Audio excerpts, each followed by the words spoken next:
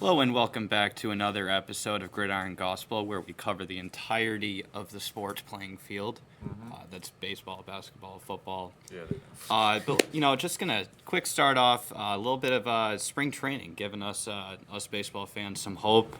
The regular season about a month away, I'd say. Yeah, well, Just gonna cover a little bit of our respective teams and their performances during spring training. Obviously, I'm just going to kick it off here. My Red Sox did beat Northeastern, but nothing really to celebrate there. I mean, it's a college team that should get that win. But the first actual regular, I guess, spring training win came against the Twins. Won there 7-2. Won against the defending ALCS champion Toronto Blue Jays. So I'm not saying start up the duck boats, but I mean, that's a sign. That's a sign of good things to come. And lost to the Rays 2-1, and currently losing to the Pirates. Good God, 16-7. wow. Now I understand it is a spring training game, but that is just not what I want to see from my ball club this year. I give it time. I mean, Rockies could go out there and score 20, and then proceed to lose the next 5 games. So I mean, that would give Pirates fans hope for about 2 hours. Anyways, but for my Orioles, we won today, 10-5 against the Minnesota Twins. And one player I have been very impressed with is Jeremiah Jackson. Mm-hmm. You know, Jackson Holiday's hurt. I think he'll be our opening day second baseman. Okay. And then I know Jordan Westbrook is hurt. Mm-hmm. Kobe Mayo's going to be our third baseman, hopefully. Mm-hmm. As much as I want him traded, no, he'll start there. Yeah. Pete Alonso has been very good. I like him. He's really good ball player. Yeah, that's what you like- get. Yeah, I don't care if he's the type of guy where I don't care if he strikes out 5 times. He'll hit the game-winning home run, and then I don't really care. I mean, But the pitching. One thing I know about the pitching is our minor league pitching is going to absolutely suck, and it's going to be awful. We have no pitching prospects. It's awful because we're giving up home runs to Jorge Mateo of all people. But overall, I'm not overreactive on some things. I'm not on our major league players because we're 4 games into spring training. I'm not really worried about anything. I mean, Besides injuries, that's it. I mean, I'm more looking down the road a little bit. I like what the Sox have in the outfield. I like Duran being kept in the outfield. Rome Anthony and right. What I am a little bit worried about is the infield. I don't think Isaiah Kiner Falefa should be an everyday. I see him more as a utility infielder. But I like Marcelo Meyer getting reps at third, keeping Trevor Story at short. And one player I do want to see a lot out of this year is Christian Campbell. He'd started, I think, like 60-some games. Last year for the Sox was kind of sent back down to Worcester in AAA. But I'd actually want to see him at second base. Keep Sadon and put Sadon in left or center. But I mean, put Campbell at second. I mean, he's obviously been training towards working at first. But I mean, you can rotate between Sogard and Contreras at first. I forgot we picked up Contreras, and Narvaez, certainly a catcher to watch out for. But I also want to talk about the Sox pitching that they have and just the depth of pitching that this team has. I mean, you have Connolly Early, Peyton Brian Bayo. Obviously, you have Crochet, Suarez, Sonny Gray. I mean, this is a team with deep pitching depth, and I'm just looking forward to seeing how it goes for this year. Yeah, so Orioles did put Felix Bautista on the 60-day IL. I was sad for about 5 minutes until I realized we signed Ryan Helsley. And I know he's not with his old self, but I think he can be back to his old self. Mm-hmm. I also said that about Craig Kimbrell, and look at how that turned out. Sox legend. Yeah, so, yeah. But I believe in Ryan Helsley. He can be the closer until. Actually, I don't really care if Batista plays this year, honestly, because he like two surgeries, two Tommy John surgeries, I think. Like, no, he's been through it. So overall, I'm excited for the season. I mean, now I know that Trevor Rogers is our opening day starter, so that's good. We do have a little bit of World Baseball Classic news for the I guess the more competitive baseball loving folks out there. Yes. So the news is Tariq Skubal has announced he's only playing one game in the World Baseball Classic and then leaving. That game is against Great Britain. I'm just gonna switch over to the hockey side of things for just a second. I've been saying this to our producers in the back, Jack Morgan and Nick Fernbaugh. Obviously, the win against Canada was easily. I'm gonna say it right now. That's the greatest hockey game I've ever watched. Yes, it is. USA getting the dub, taking gold for the first time since 1980. Just a great story. We beat Canada in hockey, and now I want Great Britain. I want to beat him. I want to beat him by at least 5 runs. We probably are. We have. I don't care, dude. We have the lineup to beat this team by 15. This is. Yeah. I mean, I have nothing against the Dominican Republic team, but their lineup is. I don't want to say I think it's better than ours.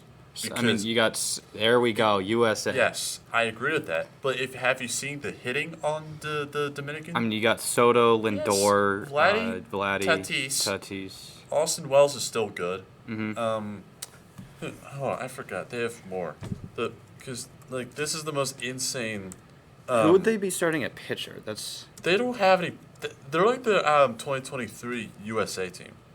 Okay, so so they'll start Adam Wainwright. They have Sandy Alcantara, Brian Bayo, Seranthony Dominguez, Camilo Doval, Luis Severino, Dennis Santana, Christopher Sanchez. That's a good one. Okay. So their catcher is Augustine Ramirez. He's actually Junior Camarena. Him, Vladdy, Manny Machado, Ketel Marte, Geraldo Perdomo, Jeremy Pena, Ahmed Rosario, and Carlos Santana. I'm a fan of almost every single one of those. We get it. O'Neal Cruz, Julio Rodriguez, Juan Soto, and Fernando Tatis. Right. I'm sorry, that lineup is insane. That's a solid. That's a solid lineup. And look at who they have managing that. They got Pujols managing. They got Pujols. Yeah. And hold on. Wellington Cepeda. Hold on. Let me go to where is it? Cuba. No, not Cuba. Yes.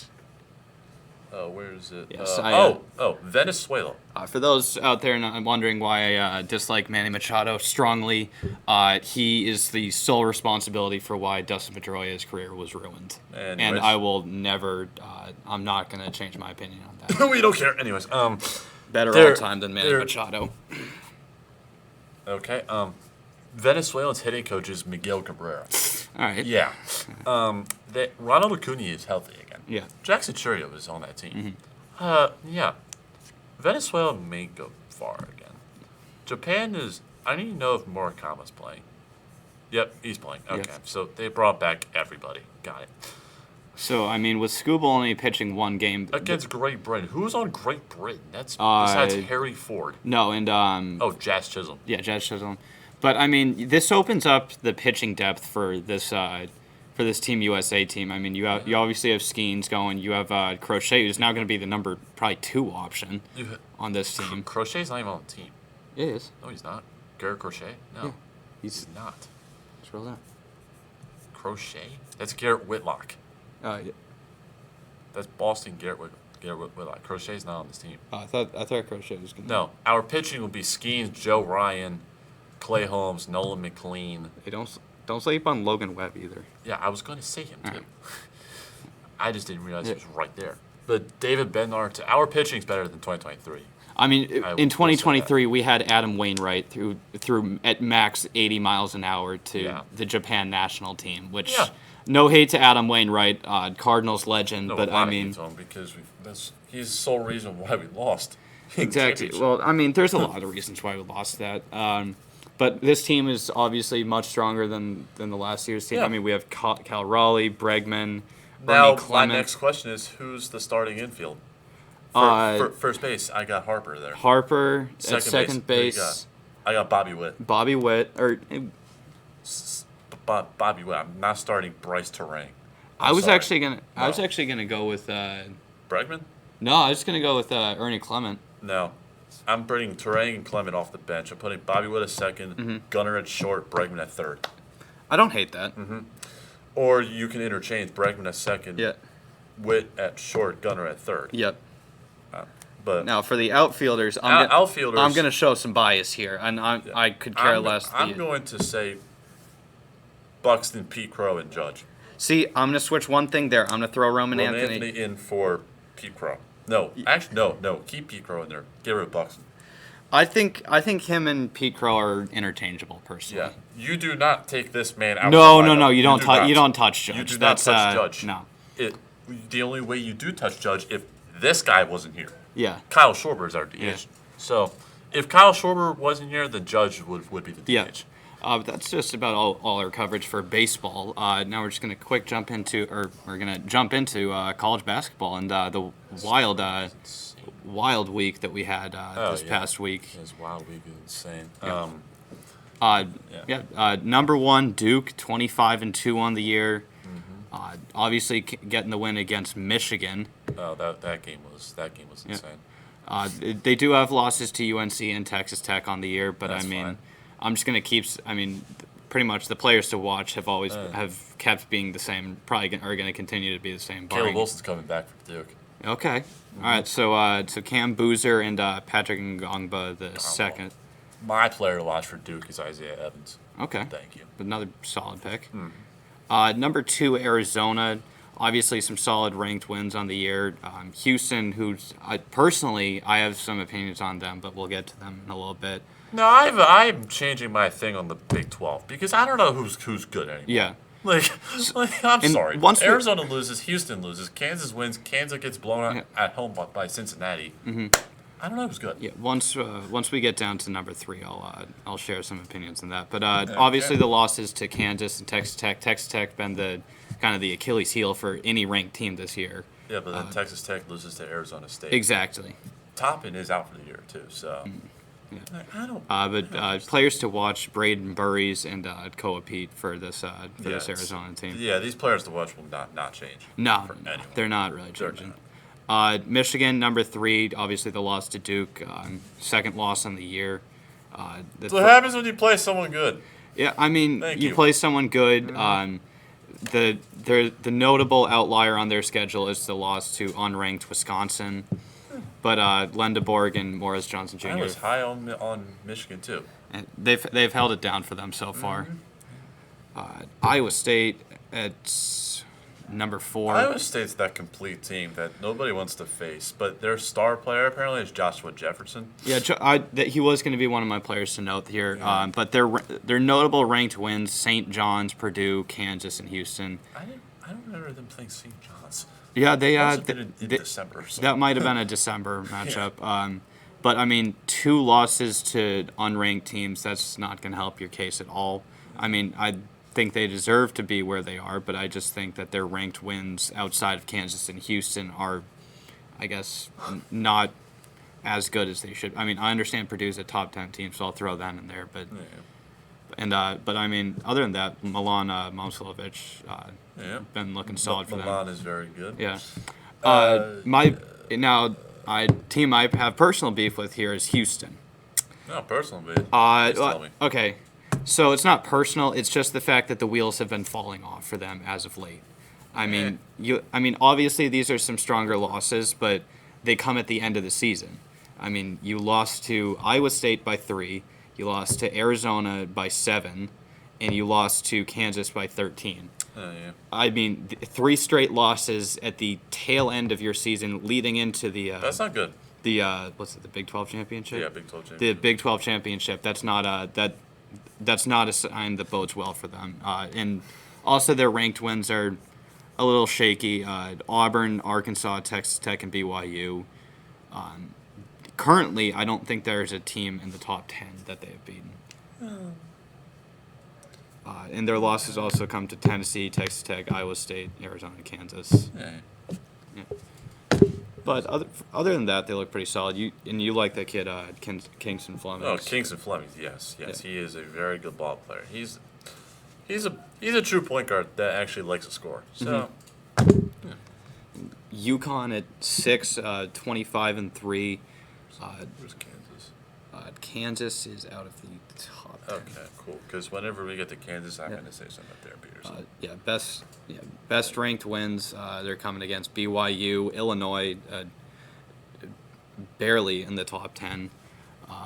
Kansas, Florida, Seton Hall. They lost to Arizona, St. John's, and unranked Creighton. If they weren't for the loss to unranked Creighton, I'd personally put them higher. Yeah, no, I would put them. I have something with UConn. They're not that good. They're being treated like they're this powerhouse right now.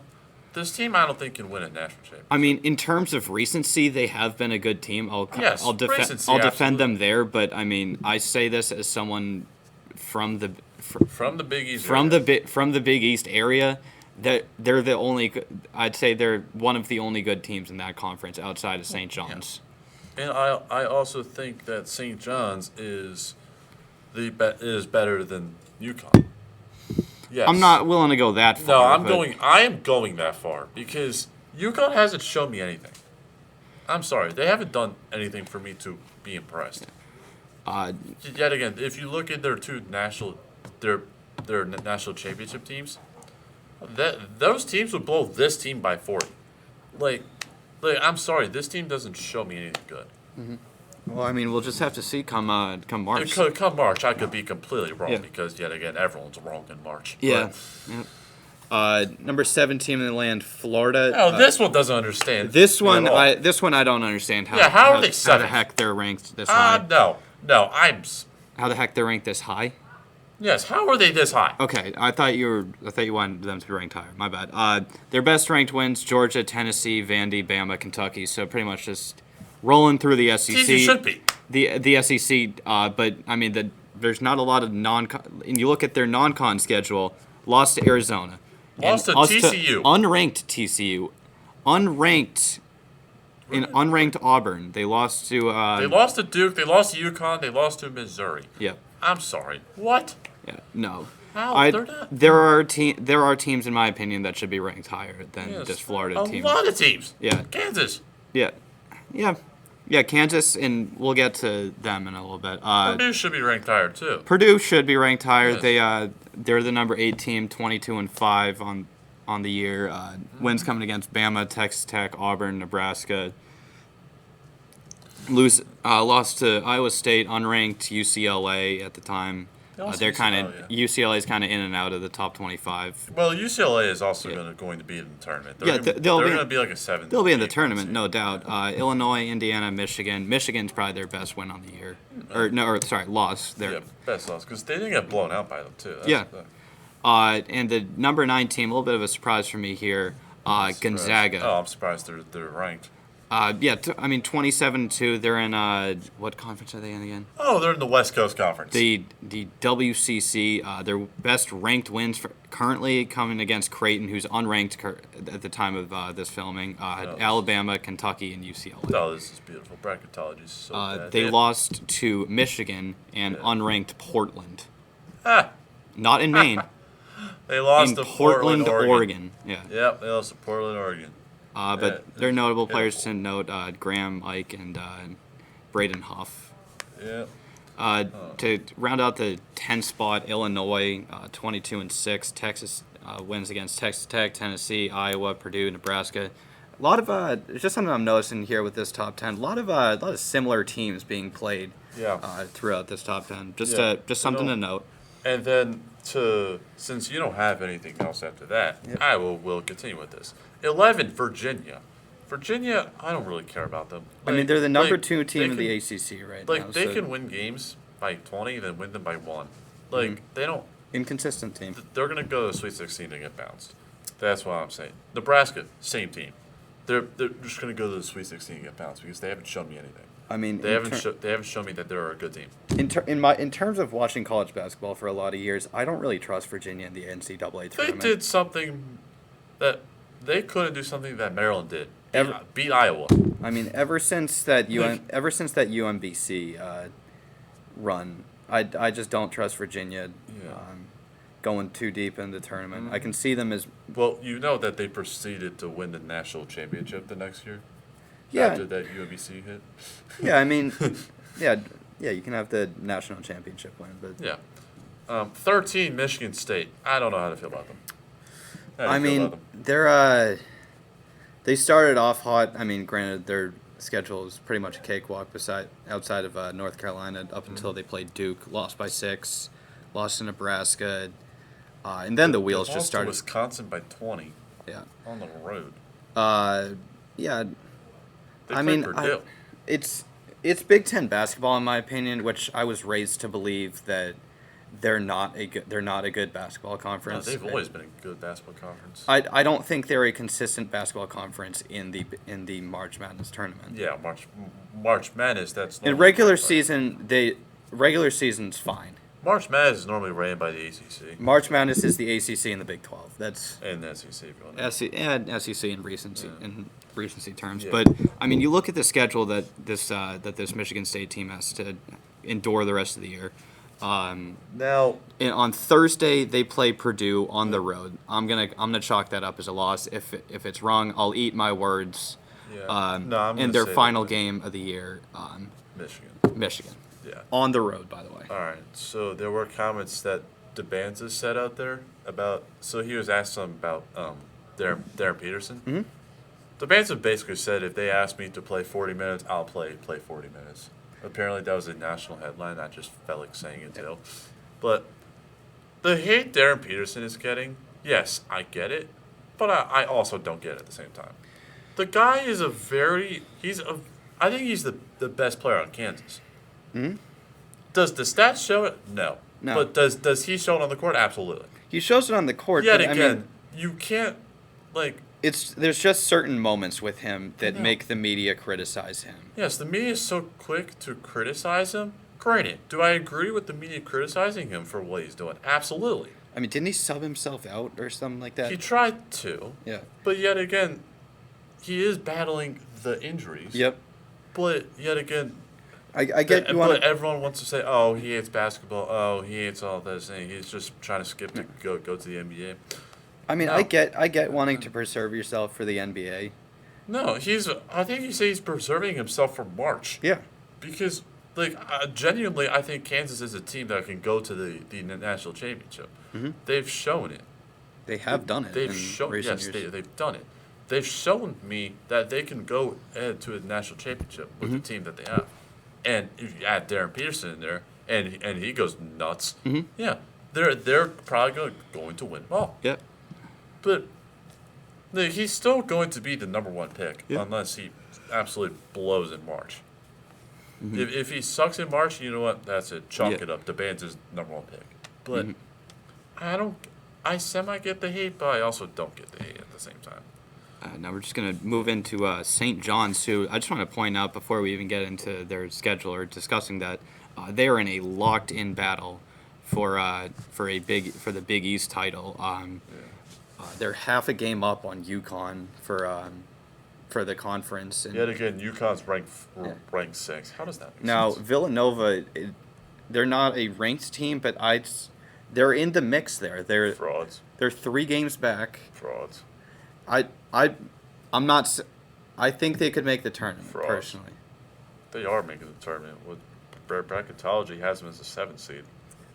I personally see them winning at least 1 or 2 games. That's just me. Nah. Because bracketology has them in a tough bracket. Because they probably got to play Iowa State. They're Iowa State, Florida, North Carolina, Virginia, Vandy, and Michigan. Vandy they Right. can beat. Vandy should be unranked. Yeah. No, wow, they're not. But 16 Texas Tech. Yeah, the wheels are falling off for them. JT Toppin's hurt. They're done. If they even make it out of the first round of the tournament now, I'd be shocked. 17 Alabama. Now, I had a text from a fellow North Carolina fan this morning, aka within the family. Alabama is supposed to be a 4 seed, I think. yes, Alabama's a 4 seed, but yet again, North Carolina's a 6 seed. Yeah, That makes no sense because Alabama had an ineligible player. And personally, I mean, with Alabama, they play another ranked team on the year 20. They're on the road against Tennessee. I personally think they could run the table with the rest of the schedule. No. You don't think? Oh wait, I thought you were talking about the SEC tournament. No. I'm not. I'm not saying yeah. that. All No, right. God, Yes. no. I'm Yes. not. I'm not getting clipped like that. Yes. That's yes. They can definitely run the table. They can beat Mississippi State. I think it'll be a tough game against Tennessee, but I think they'll come away with the win there. Georgia, can beat, and Auburn. Exactly. So no, okay. no, SEC tournament. Yeah, don't quote me on the SEC tournament. That's yeah, I thought you were talking about that. No. And North Carolina, 18. Caleb Wilson's coming back soon. I mean, that'll help their case. That's going to definitely help their case. Their recent loss coming in. The battle for North Carolina. Yes. NC State. I mean, I understand you're down your best player in Caleb Wilson. Yeah, but to score 50. They were shooting terribly in that game. You're not going to win a game when you're shooting terribly. No, not at all. At least they beat Syracuse and Louisville. They're probably going to be out Caleb Wilson against Virginia Tech and Clemson. And then Caleb Wilson's back against Duke. I will say that's going to be probably the game of the year. That's going to be the game of the year, yeah, absolutely. I don't care if Carolina's 18. No. I think they can beat Duke I'll call that, Wilson. and most likely for that game, I'll be flying back here. When is that? March 7th, so about... I'll be in... doors don't open until that Saturday. But yeah, that is a Saturday. Oh, Sunday I meant. They don't open until that Sunday? They don't open until the 8th. Ah, okay. Yeah, so I'll just come back on Sunday. So we're not really going to be there on the 7th, but yeah, that should be a game of the year. And I don't think they've lost at home at all. Yeah, they haven't. So yeah. BYU scares me. Yeah, I don't know if they're good. They're inconsistent. That's the best. That's the best I can put it with them. But DeBanza, he's still very good. So I can trust him to go out there, score 30 a game, and win by 5. Mm-hmm. That's fine. I can trust Rob Ray to go out there, score 10 and then suck on defense, but still win by 5. I mean, that's the story of BYU. I mean, their closest game, or their, I think they went into overtime against Colorado. So that kind of scared me. The closest or the best game that they have left on their schedule is Texas Tech at home. No, so they should run the floor to UCF, WVU, and Cincinnati. Actually, Cincinnati. If they can beat Texas Tech, that'll jump them up in the rankings. But Arkansas, number 20, they're a good team. Yeah, they're solid. They should be ranked higher, honestly. Yeah, I mean they beat they didn't beat Duke. Sorry. No, they didn't beat Duke. I mean they got Florida as their only other ranked matchup on the year left, and yeah. Darius Acuff Jr. is I would say if you had put someone number 1 pick, Darius Acuff could be the number 1 pick, but no one wants to talk about that. Yeah. Hey, Kendrick Perkins even said Darius Acuff should be number 1 pick. Yeah, Kendrick Perkins Perkins may have sucked as a ball player, but he knows ball. So he's a Celtics legend, but I mean, I'm talking about his days on the Thunder. He said a lot of things in the media, so that's. Miami of Ohio is 21. Would you like to speak on this? Okay, so as the mid-major enthusiast, yes, this bothers me incredibly. It doesn't bother me, no, honestly. I understand that the MAC is not considered a basketball conference, but I think this conference gets way too much hate. I mean, they haven't played a ranked team all year, so there is that going against them. They don't play a team really that's solid like the rest of the year. I mean, they play East Michigan, West Michigan, Toledo, and Ohio the rest of the year. Hold on. So I do think they could run the table there. I'm trying to find them in bracket tile. Oh, found them. What's their seed? Oh, God. Tell me they're playing. Oh, my gosh. They're playing St. Louis. They're playing St. Louis as an 11th Oh, seed. dude, that's such a great game for me as a mid-major college basketball enthusiast. As a guy who has no life, yes, that is a great game. St. Louis is a 6 seed. But lost to Rhode Island at home. On the road, I meant. Yeah. They did lose there. Gonna quick skim over. But then beat VCU. So I'm actually gonna get to that after Tennessee. Okay, so Tennessee, they're Tennessee. They don't impress me at all. Anyway. Anyway, moving on to St. Louis, in what I personally think is or was the best game or one of the best games of the A10 season. St. Louis obviously beat VCU, and a brawl ensued. That quite frankly would put the Malice at the Palace to shame. No, that would not put that to shame. I mean, look, you got to give them. Fans were involved. Yeah, they were. Oh, really? Yeah, they were. Wow, I missed the chapter. The players, granted, the players did not go into the stands, but the chapter. it was the A10's version of the Malice at the Palace. That's exactly how I'll put it there. I missed the chapter. But Dayton, they got Dayton on the road. Probably outside of George Mason, probably one of their tougher games left on the season. They're at home against Duquesne, and I got to give Duquesne its flowers here. They played this team probably the toughest that almost any team in this. I would like to see us play in a sold out Billikens arena. I'd like to see that as well. I would love to see that. 81-77. St. Joe's didn't play them that tough. VCU, nope. VCU is also overrated too. But I mean, the team that gave them the biggest run for their money, outside of their obvious loss to Rhode Island, is Duquesne. Yeah. I don't say that. St. Louis, I don't see them going far in the tournament, anyways. Well, unless they play Miami of Ohio, they'll probably easily win that game. Mm-hmm. But then lose in the second round. So 24 Louisville, they just lost, so they'll probably be unranked.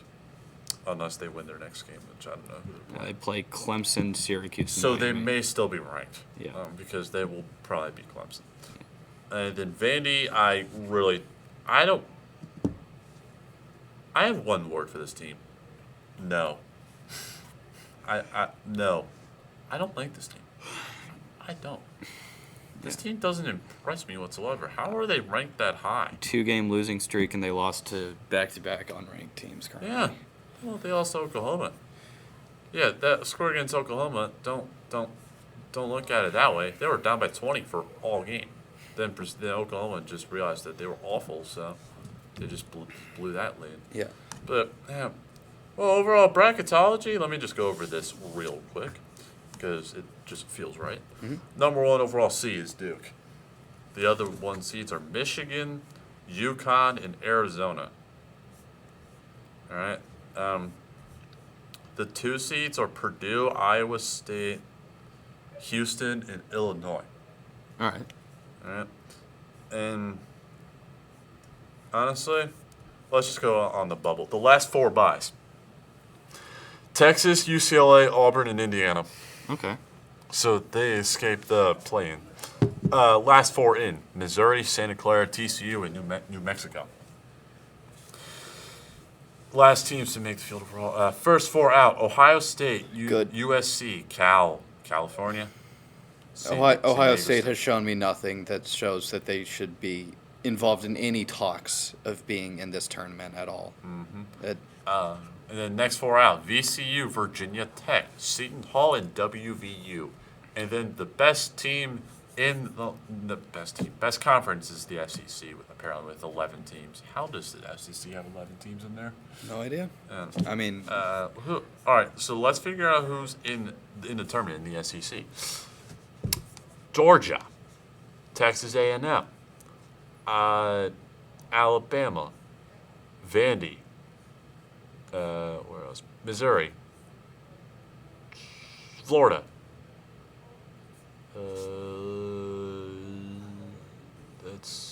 Where's SEC? Kentucky, Arkansas. Tennessee, Arkansas. Where is it? How many teams are we at? 9. Texas, Auburn. Yep, that's 11. That is 11. So, I mean, SEC kind of running things here. Be interesting. now, notable teams that I just feel like saying, Navy is 14. They're a 14 seed. I know. Yeah. UMBC is a 16 seed. Okay. Yeah, in the first 4. Could we see another run? They should, but they're going to play UConn in Philly, so that could be different. Yeah, so basically the best conference in the land is SEC. Now, whoever said that the A10 is better than the Mountain West, I'm sorry, you're wrong. Because after, yes, you and Nicholas back there, the Mountain West is clearly better. The West Coast is surprisingly better. So I don't want to hear no A10 is better. St. Louis is the only team that's going to make it. That's I disagree. basically it. No, VCU is not going to make it. I'm sorry, they're going to get bounced. Actually, who do they play? VCU. They play Fordham, George Mason, and Dayton. I can see them losing to Dayton. Boom, they're out of the tournament, and then they're A10 championship or bust. That's it. No, VCU hasn't shown me anything. So there's only one A10 team. Mm-hmm. Yeah, and West Coast. Who's in the West Coast? Gonzaga. You got Gonzaga, St. Mary's, and Portland State. They usually make a run. isn't UC Irvine? The Anteaters. no, UC Irvine's not that. Yale's not. Nah. It seems like Yale always wins the Ivy every single year. Yeah. Like, they're like that powerhouse for no reason. Yeah, I don't know, but this March should be probably the best March ever. Should be. I mean, we say that every year, and No, because I'm quoting someone who said that. Gotcha. Yeah. So, anyways, I'm done. And that'll be it for this week of Gridiron Gospel. Obviously, next week we won't have an episode. Wishing all Duquesne students and any other listeners out there a very nice, good spring break. yeah, nice spring break, and just enjoy whatever you're Were you about doing. to say Merry Spring Break? No. I was just trying to find something out there. I guess enjoy what you're doing. Enjoy what you're doing. Hopefully, keep tuning into this show. We can't really do it without any viewers. But special thanks to the producers in the back, Nick Fernbaugh, Jack Morgan. Yes. And Thank you, that'll do Nicholas. it. That'll do it for Gridiron Gospel.